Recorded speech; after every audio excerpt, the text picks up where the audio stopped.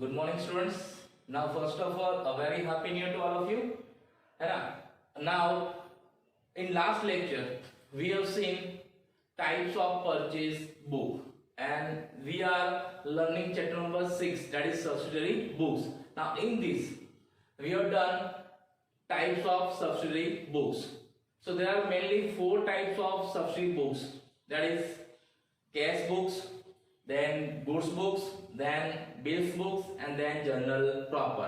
And in this chapter we learn types of goods books. Now under that we have discussed the first book, that is purchase book. Now let's do some revision. What kind of transactions are recorded in purchase books? So I said only credit purchase, only and only credit purchase transactions are recorded in purchase book. If cash purchase transactions are there, it is not recorded in purchase book, but it is recorded in cash book.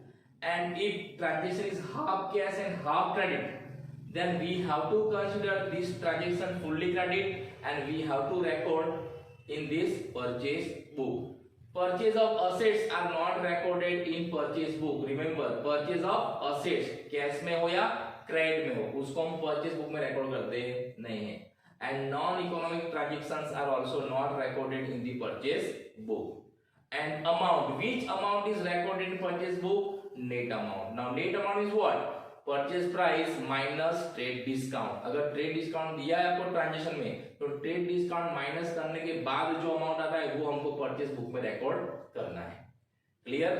Now in last lecture we also discussed types of purchase book. Mainly there are 2 types of purchase book: simple purchase book and columnar purchase book.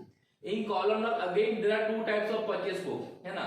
Purchase book according to different types of goods and purchase book with goods and expense column. Okay, now we discuss first simple purchase book. Now what is simple purchase book? So here I have written meaning of this. So when a businessman is purchasing only one types of goods, यानी कि जब कोई businessman एक ही तरह का goods purchase करता है, only one goods. For example, I am doing business of AC, so I will purchase only AC, है ना? Not other than AC. AC के सिवा मैं और कुछ परचेज करता नहीं हूँ. जब आप कोई एक ही चीज का बिजनेस करते हो, जब आप कोई एक ही गुड्स का बिजनेस करते हो, उस केस में बिजनेस में क्या करता है? सिंपल परचेज बुक प्रिपेयर करता है. Clear? So generally simple purchase book is maintained.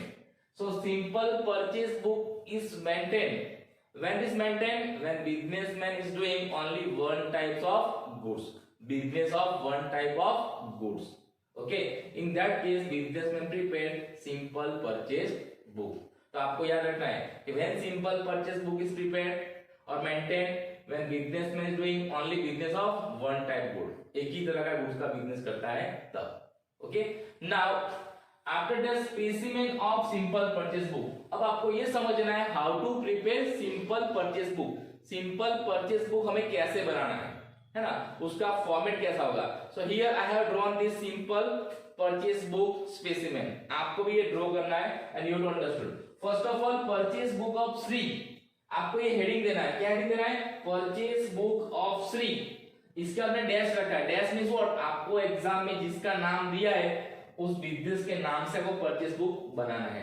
Clear? So first of all purchase book of Shri, this the heading. This heading is compulsory. सबसे पहले आपको हेडिंग देना है. उसके बाद you have to draw this many column. Date, name of supplier, IIN means inward invoice number, then LF means ledger folio number, and amount. कौन सी amount? Net amount after deducting trade discount. So you have to prepare this purchase book in this way. There are how many columns? 1, 2, 3, 4 and 5. 5 columns are there. First column is stand for what? Date. आपको इसमें date लिखनी है जो आपको exam में दी होगी. Okay, then name of supplier, आपने जिससे गुड्स परचेज किया है क्रेडिट में उसका नाम लिखना है, क्योंकि परचेज बुक में हम से क्या करते हैं? सिर्फ क्रेडिट ट्रांजैक्शन रिकॉर्ड होते हैं. और ट्रांजैक्शन क्रेडिट कब होता है? जब हमने किसी से परचेज किया है क्रेडिट में, है ना? तो उसका नाम दिया होगा, तो जिससे हमने परचेज किया है उसका नाम आपको यहाँ पे लिखना है. Name of supplier. Inward invoice number means bill number, जिसको हम जनरली क्या बोलते हैं? बिल नंबर या वाउचर नंबर. उसको क्या बोलते हैं यहाँ पे, इनवर्ड इनवॉइस नंबर। जब हम गुड्स परचेस करते हैं तो हमारा सप्लायर हमको एक बिल देता है, एक इनवॉइस देता है, उस पे एक नंबर देता है, वो नंबर आपको यहाँ पे लिखना है। अगर एग्जाम्पल में दिया है तो, अगर आपको एग्जाम्पल में दिया है तो, अदरवाइज नहीं लिखना है। नहीं दिया तो घर से लाके लिखना नहीं है। Clear? LF means what, ledger following number. इसमें कुछ लिखना नहीं है ना, इसमें हमें कुछ लिखना नहीं, जैसे हम जर्नल एंट्री में करते थे वैसे। इसका मतलब क्या है, इस जो एंट्री ने की ना परचेज, उसकी लेजर बुक में कौन से पेज पे पोस्टिंग किए उसका पेज नंबर है। वो हम बाद में देखेंगे, जब लेजर बुक देखेंगे तब। आपको जब यहाँ पे क्या करना है, एलएफ लिख के कॉलम ड्रॉ करना है, सिर्फ एलएफ करके कॉलम ड्रॉ करना है। और अमाउंट में क्या लिखना है, net amount after deducting trade discount. अगर दिया है तो, अगर ट्रेड डिस्काउंट आपको नहीं दिया है तो आपको माइनस करना नहीं है, जो अमाउंट है परचेज गुड्स की वही लिख देनी है। अगर ट्रेड डिस्काउंट दिया है तो माइनस करना है। एक बात याद रखना, whenever we prepare purchase book, है ना, whenever we prepare purchase book or sales book, whatever, cash discount is not calculated. Why? Cash discount is calculated when it is a cash transaction, and if it is a cash transaction, then it is not recorded in goods book, it is recorded in cash book. तो आपको confuse करने के लिए कभी कभी ऐसा भी दिया होगा कि purchase goods of ₹10,000 at 10% trade discount and 10% cash discount from Mahesh. तो यहाँ पे क्रेडिट ट्रांजेक्शन है, क्योंकि नाम दिया है महेश, तो यहाँ पे क्या लिखना है आपको, महेश अकाउंट। यहाँ पे बिल नंबर नहीं दिया डैश, यहाँ पर भी डैश। अमाउंट कितना लिखोगे, 10,000 है 10%, कितना होगा 1,000, तो 10,000 माइनस 1,000, तो यहाँ पे कितना लिखेगा 9,000। कैश डिस्काउंट को बोला है लेकिन काउंट करना नहीं है, क्यों? कैश डिस्काउंट कब मिलता है, जब ट्रांजेक्शन क्या होता है, कैश। समझ में आया? तो ये चीज आपको याद रखनी है। इन purchase book only credit purchase transaction recorded, cash purchase is not recorded, transaction is half cash and half credit. अगर थोड़ा पैसा दे दिया है, थोड़ा पैसा देना बाकी है, तो क्या करना है, उसको फुल्ली क्रेडिट समझ के यहाँ पे क्रेडिट लिखना है, उसको फुल्ली क्या समझना है, आपको क्रेडिट समझना है और आपको यहाँ पे रिकॉर्ड करना है। और नॉन इकोनॉमिक ट्रांजेक्शन है तो उसको हमें रिकॉर्ड करना नहीं है। और परचेज ऑफ असेट्स है, कैश और क्रेडिट दोनों में, तो भी यहाँ पे रिकॉर्ड करना नहीं है। क्लियर? इसके बाद जितने ट्रांजेक्शन रिकॉर्ड होते हैं वो सब यहाँ पे रिकॉर्ड करने हैं। इसके सिवा जो ट्रांजेक्शन रिकॉर्ड नहीं होते, आपको सिर्फ रिकॉर्ड करने वाले ट्रांजेक्शन नहीं दोगे, आपको कैश ट्रांजेक्शन भी दियोगे, नॉन इकोनॉमिक भी दियोगे, असेट्स के भी दियोगे। तो वो सबको क्या करना है, आपको परचेज बुक के बाद एंड में वो नोट्स लिखना है। और नोट्स में क्या लिखना है कि transaction number 3 it is a cash transaction, it is recorded in cash book, ऐसा नोट्स लिख के देना है। उसके भी मार्क्स होते हैं, यानी जो ट्रांजेक्शन रिकॉर्ड होते हैं उसको हमको यहाँ पर रिकॉर्ड करना है, जो ट्रांजेक्शन रिकॉर्ड नहीं होते उसको आफ्टर परचेज बुक हमें नोट्स बना के लिखना है। ये सब आपकी टेक्स्ट बुक में आपको दिया हुआ है ना, आपकी टेक्स्ट बुक में सबको दिया है, आप वहां भी देख सकते हो। Okay, now you have to draw this specimen in your notebooks. Now will see illustration number 1, आपकी टेक्स्ट में जो दिया है वो हम इलस्ट्रेशन देखेंगे। ओके, आपको अपनी टेक्स्ट बुक अपने साथ रखनी है। मैं यहाँ पे पूरा सॉल्व नहीं कराऊंगा, मैं यहाँ पे आपको सिर्फ एक्सप्लेन करूंगा कि how to record this transaction in purchase book and which transaction recorded and how to identify. Okay,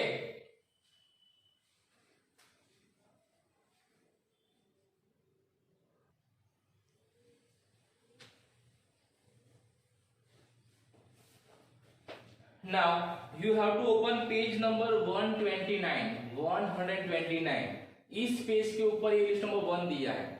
मैं यहाँ पे रीड करूंगा, मैं एक्सप्लेन करूंगा और यहाँ पे बोर्ड पे लिखूंगा। आपको उसके साथ समझना है कि how to record this transaction in purchase book, simple purchase book.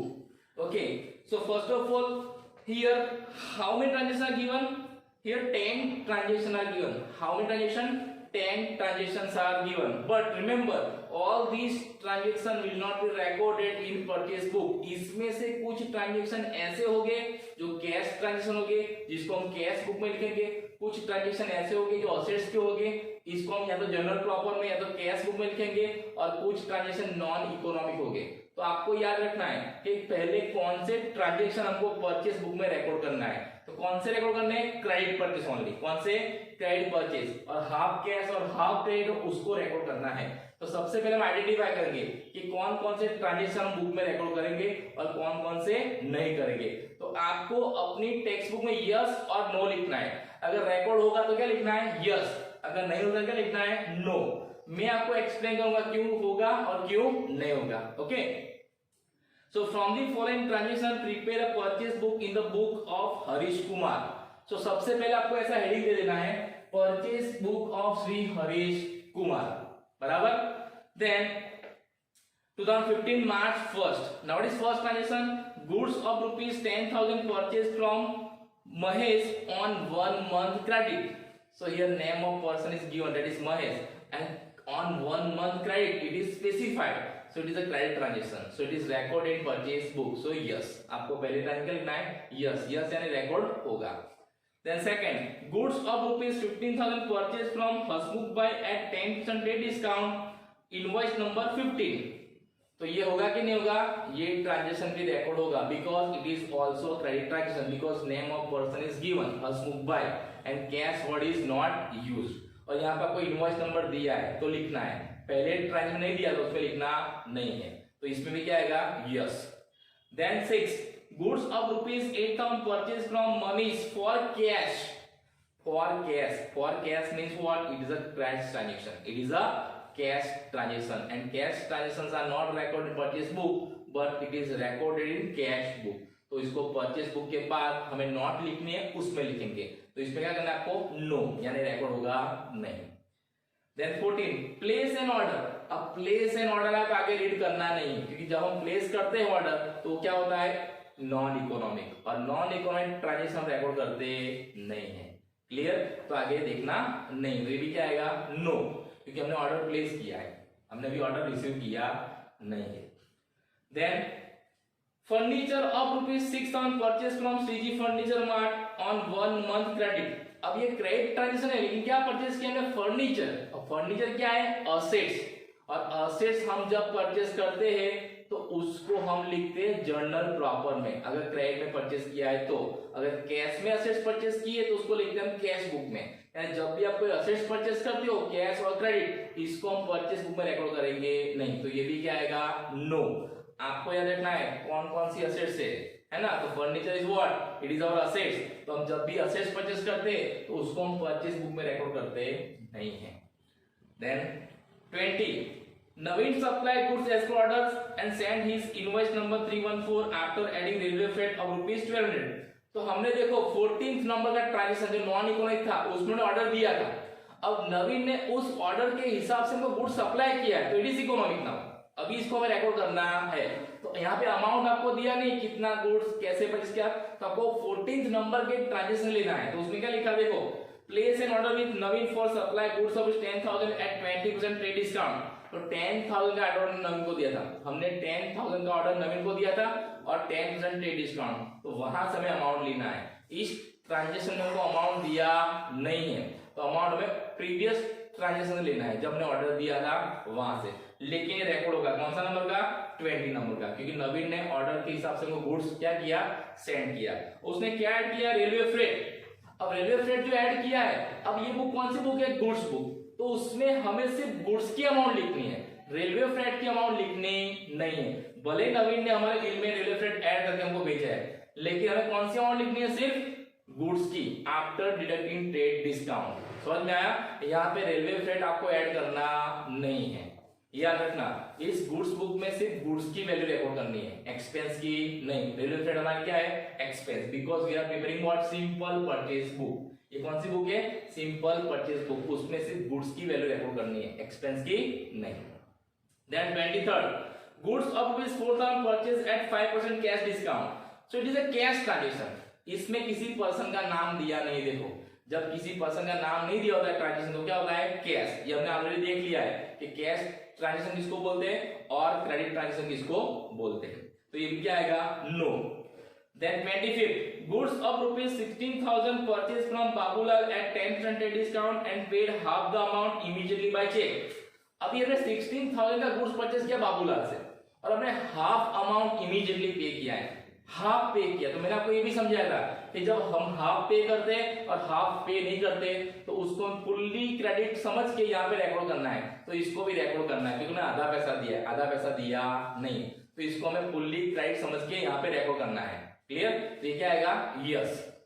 Then 28, goods of rupees 6,000 purchased from Lalit at 10% trade discount and 5% trade discount, amount of bill paid immediately.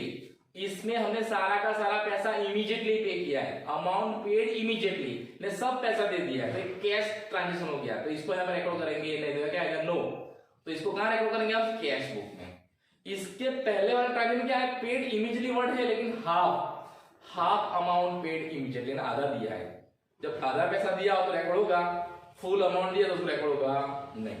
तो आपको इसमें कंफ्यूज होना नहीं है, दोनों में पेड इमीडिएटली वर्ड यूज किया है। लेकिन पहले वाले में क्या था, 25th ने half of the amount paid immediately, और 20 में क्या है, amount of bill paid immediately, यानी पूरा बिल हमने इमीडिएटली पे कर दिया है, तो कैश हो गया। क्लियर, तो 20 रिकॉर्ड होगा नहीं। देन 30 गुड्स ऑफ विच सीधा purchase from Rajesh, bill number 101 फिर रिकॉर्ड होगा, क्योंकि it is a credit transaction, name of person is given Rajesh, और बिल नंबर कौन सा है 101। क्लियर, तो यहां हमने देख लिया कौन कौन से ट्रांजैक्शन रिकॉर्ड हो गए। तो आपको नीचे सॉल्व करके दिया है, देखो क्या दिया है, कौन कौन से ट्रांजैक्शन रिकॉर्ड हो गए। तो फर्स्ट नंबर का, सेकंड नंबर का, 20 नंबर का, 25 नंबर का और 30 नंबर का, इतने ट्रांजैक्शन को परचेज बुक में रिकॉर्ड करने। क्लियर, अब नेम ऑफ सप्लायर में क्या लिखना है, तो जिससे हमने गुड्स परचेज किया उसका नाम लिख देना है। तो पहले में किसका नाम है, देखो goods of ₹10 from purchase from Mahesh, तो महेश अकाउंट, कितने अमाउंट का 10,000। यहाँ पे बिल नंबर भी नहीं दिया है, एलएफ में तो डैश होता है, तो अमाउंट कितना लगेगा 10,000। ट्रेड डिस्काउंट आपको दिया नहीं तो माइनस करना नहीं है, ट्रेड डिस्काउंट अगर ट्रांजैक्शन दिया है तो ही माइनस करना है, घर से लाके करना नहीं है। तो अमाउंट कितना लिखा हमने 10,000। फिर कौन सा है सेकंड नंबर का, उसमें किससे परचेज किया हमने, हसमुख भाई से, तो हसमुख भाई अकाउंट लिखा है, सब नेम ऑफ सप्लायर में। तो आपको यहाँ पे लिखना है, पहले में कौन था महेश, तो यहाँ पे लिखना है आपको ऐसे महेश अकाउंट, यहाँ पे डैश डैश, और यहाँ पे कितना लिखना है 10,000। दूसरे में क्या है हसमुख भाई अकाउंट, यहाँ पे लिखना है आपको हसमुख भाई अकाउंट।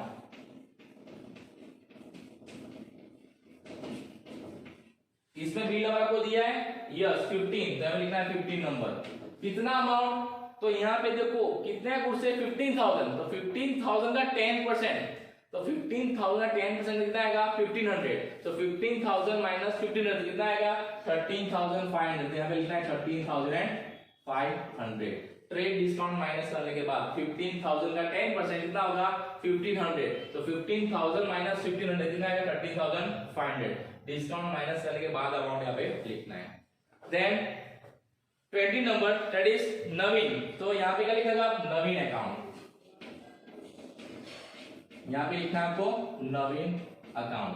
अगर आप अकाउंट लिखते हो तो भी चलेगा, और आप A/C लिखोगे तो भी चलेगा। क्लियर, आपको जो लिखना आप लिख सकते हो। नवीन अकाउंट, इसमें बिल नंबर आपको दिया है नवीन ने यस, कितना बिल नंबर 314, तो 314 क्या लिखना है बिल नंबर में।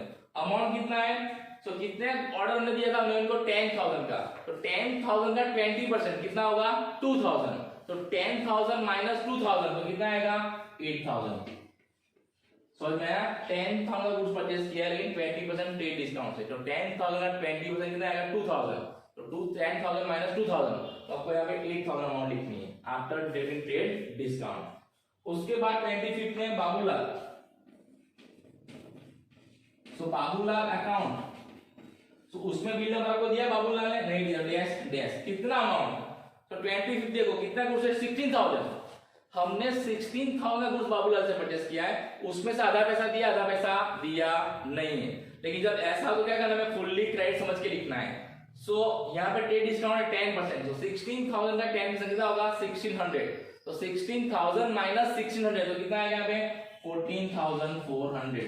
आपको यहाँ पे पूरा ट्रांजेक्शन क्रेडिट ऐसा समझ के लिखना है, आधा पैसा दिया है आधा नहीं दिया, कुछ देखना नहीं है। यहाँ पे जो गुड्स की वैल्यू है उसमें से ट्रेड डिस्काउंट माइनस करने के बाद जो भी अमाउंट आएगा आपको यहाँ पे लिख देना है। तो 16,000 10% कितना होगा 1,600, तो 16,000 माइनस 1,600 कितना आएगा 14,400। अब आपको ये कैलकुलेट करना आना चाहिए ट्रेड डिस्काउंट, है ना, गुड्स की वैल्यू है उसके परसेंटेज करने, और जो भी आंसर आता है उसको माइनस करना है गुड्स की वैल्यू से, और जो भी अमाउंट आएगा वो आपको यहाँ पे नेट अमाउंट में लिखना है। Clear. Then 13 number goods of which सीधा purchase from Rajesh, bill number 101, तो यहाँ पे लिखेंगे राजेश अकाउंट, यहाँ पे क्या आएगा राजेश अकाउंट, और कौन सा बिल नंबर आपको दिया है 101, और कितना अमाउंट है 3,000, क्योंकि यहाँ पे कोई डिस्काउंट हमको दिया नहीं है। सो इस तरह से हमने सारे ट्रांजेक्शन रिकॉर्ड कर दिए जो क्रेडिट परचेज किए थे, वो only and only credit purchase, है ना। कैश परचेस रिकॉर्ड नहीं किया है, परचेस ऑफ एसेट्स रिकॉर्ड नहीं किया है, नॉन इकोनॉमिक ट्रांजैक्शन रिकॉर्ड नहीं किया है, आपको ये ध्यान रखना है। और जो रिकॉर्ड नहीं किए उसको आपको नीचे नोट्स करके लिखना है after this purchase book. Now when all transaction recorded, आपको क्या करना है, टोटल करना है लास्ट में। क्या करना है, टोटल। तो यहाँ पे आपको लिखना है टोटल, और इसका टोटल करोगे कितना है, आपको करके दिया है 48,900। 48,900। इसका मतलब क्या है, हमारा टोटल क्रेडिट परचेस कितना है, 48,900। यानी इससे हम ये डिसीजन ले सकते हैं कि हमने आज तक टोटल क्रेडिट परचेस 48,900 का किया है, और इसमें हमने किससे कितना किया है, तो महेश से कितना किया है, तो 10,000 का, हसमुख से कितना किया है, तो 13,500 का, नवीन से कितना किया है, 8,000। तो हर एक सप्लायर को कितना कितना पैसा देना है हमको, वो भी हम इससे इमीडिएटली देख सकते हैं। क्लियर। और यहाँ पे देखो हर एक का बिल अलग होगा, बिल नंबर सबका अलग अलग होगा, क्योंकि हर एक सप्लाई का बिल बुक क्या होगा, अलग होगा। ये बिल बुक, ये बिल नंबर कभी सीक्वेंस में आपके आएंगे नहीं, ये अलग अलग होंगे। और जहां पर है वही लिखना है, जहां बिल नंबर नहीं दिया वहां क्या करना है, डैश करना है, घर से लाके लिखना नहीं है। बिल नंबर नहीं दिया तो टेंशन लेना नहीं है, अगर दिया है तो जो बिल नंबर दिया है आपको यहाँ पे लिख देना है। समझ में आया। तो इस तरह से हमें सिंपल परचेस बुक प्रिपेयर करनी है। और जो ट्रांजैक्शन आपने रिकॉर्ड नहीं किए उसका क्या करना है, तो आपकी टेक्स्ट में देखो पेज नंबर 129 पे लास्ट में लिखा है नोट्स, है ना, आपको लिखा है लास्ट में लिखा है नोट्स। देखो पेज नंबर 130 पे मिला आपको, क्या लिखा है, the following transaction will not be record in purchase book. कौन कौन सा, आपको डेट लिखनी है March 6, उसको क्यों रिकॉर्ड नहीं किया है, तो cash purchase will be recorded in cash book. ये कैश परचेस था, तो कैश परचेस कहां रिकॉर्ड होगा, कैश बुक में। आपको ये समझ में आना चाहिए। अभी कैश परचेस कहां रिकॉर्ड करना है, कैश बुक में, याद रखना। फिर March 14 क्या है, non financial transaction, it is not recorded. Non economic transaction और non financial transaction, it is not recorded. Then March 18 fix assets purchase on credit, हमने असेट्स परचेस किया है, तो आप ऐसा भी लिख सकते हो, it is an assets transaction, it is not recorded in purchase book but it is recorded in journal proper. अगर आपने क्रेडिट में परचेस किया असेट तो जर्नल प्रॉपर में लिखना है, अगर आपने कैश में परचेस किया असेट तो कैश बुक में लिखना है। ये नोट्स लिखनी है आपको। Then March 20 railway freight will be recorded in journal proper. जो रेलवे फ्रेट है वो कहां लिखा जाएगा, जर्नल प्रॉपर में, at the time of purchase of goods. Then March 23 cash purchase will record in cash book. Then March 28 cash purchase will be record in cash book. And March 25 क्या लिखा है, in this transaction the half amount 7200 paid to Babulal will be record in cash book and which will study जो half cash और half paid का है उसमें क्या करना है, हाफ जो कैश है उसको कहां लिखेंगे हम, कैश बुक में। अगर कैश में पे किया है तो कैश के कॉलम में, अगर चेक से पे किया है तो बैंक के कॉलम में। तो इस तरह से आपको नोट्स भी लिखनी है, इस नोट्स के भी मार्क्स होते हैं। अगर आपको समझ में नहीं आता है तो आप ऐसा भी लिख सकते हो कि it is a cash transaction, it is record in cash book, it is a assets transaction, it is record in cash book if it is in cash, and on credit then it is record in journal proper. It is non economic transaction, it is half cash and it is half credit transaction. Cash paid will be record in cash book. आप ऐसा भी लिख सकते हो, है ना। लेकिन ये नोट्स लिखना कंपलसरी है, इसके मार्क्स और उस नोट्स के मार्क्स दोनों मिलकर आपको मार्क्स मिलने वाले हैं। अगर आपने सब कर दिया है, आपने परचेस बुक प्रिपेयर कर दिया है, आपका आंसर भी आ गया है, लेकिन अगर नोट्स लिखी नहीं है तो आपको मार्क्स कट हो जाएंगे। क्योंकि आपको कैसे पता लगा कि आपको ट्रांजैक्शन समझ में आया है, वो ट्रांजैक्शन कहां पे लिखना है वो भी तो आपको पता होना चाहिए ना, कि कैश ट्रांजैक्शन कहां पे लिखे जाएंगे, तो कैश बुक में। असेट्स के ट्रांजैक्शन कहां लिखे जाएंगे, क्रेडिट में होंगे तो जनरल प्रॉपर में। असेट्स के ट्रांजैक्शन कैश में तो कहां लिखे जाएंगे, कैश बुक में लिखे जाएंगे। ये सब भी हमको देखना है, दैट्स फाइन। ओके, तो आपको भी ये इलस्ट्रेशन आपकी बुक में दिया है, आपको नोट डाउन करना है। ओके, और नेक्स्ट लेक्चर में हम इसका एक्सरसाइज देखेंगे जो आपकी एक्सरसाइज में दिया है वो। ओके, तब तक आपको एक बार फिर से देख लेना है, और जितने भी रूल्स मैंने आपको समझा वो रूल्स याद कर लेना कि परचेस बुक में सिर्फ क्रेडिट परचेस ट्रांजैक्शन रिकॉर्ड होते हैं, कैश परचेस रिकॉर्ड नहीं होते हैं, असेट्स के ट्रांजैक्शन रिकॉर्ड नहीं होते हैं, half cash and half credit उसको फुल्ली क्रेडिट करके लिखना है, और नॉन इकोनॉमिक ट्रांजैक्शन रिकॉर्ड होते नहीं है। और अमाउंट में कौन सी अमाउंट रिकॉर्ड होती है, after deducting trade discount. Okay, so next lecture will see exercise number. Okay, thank you, have a nice day.